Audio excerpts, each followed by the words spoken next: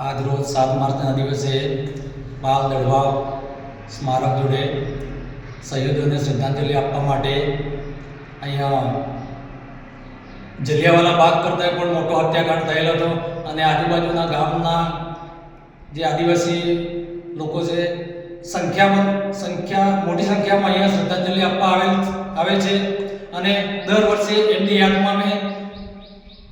શ્રદ્ધાંજલિ આપવા અહીંયા ભેગા થઈએ છીએ અને ઢોલ નગારાથી ગામમાં ગુજતે અમે અહીંયા શ્રદ્ધાંજલિ આપવા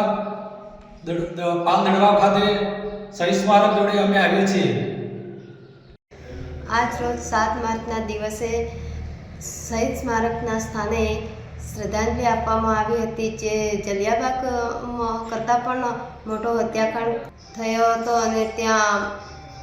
સ્થાનિક લોકો, ભાઈઓ અને બહેનો સૌ ભેગા મળીને અમે શ્રદ્ધાંજલિ આપીએ છીએ અને જેમ દર